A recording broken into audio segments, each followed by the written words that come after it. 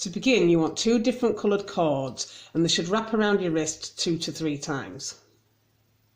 First you want to match up the ends and then tie a knot a few inches in to create your first tie-on end. Then you can clip this to the top of your board. To create the twist, you need to twist the individual cords before you start. If you try to twist them together, they'll just come undone instantly. So to prevent this, you want to take one of your cords and then twist it.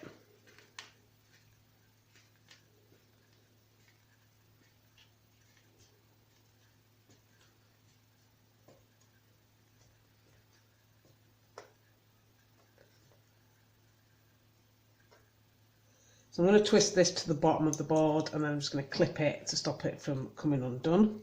And then you want to take the other cord and you want to twist in the same direction that you did this cord.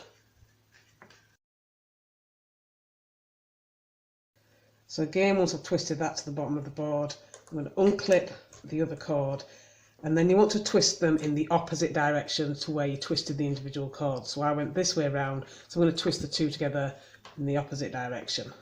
And this is what holds them in place once they're twisted.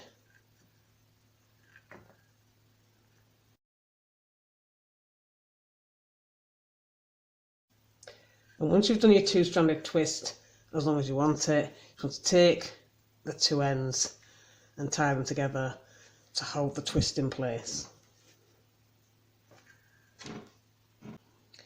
And once you've done that, you should end up with something that looks like this. Now sometimes it can distort a little bit, and I find that if it distorts, the best thing to do is just to untwist it and then let it fall back into its twist, and it should make it even all the way along. So once you've completed your bracelet, you can trim and seal any excess. So you can have 2 tie-on ends if you want, but if you prefer, you can trim one of them off and just use one end to tie on your bracelet.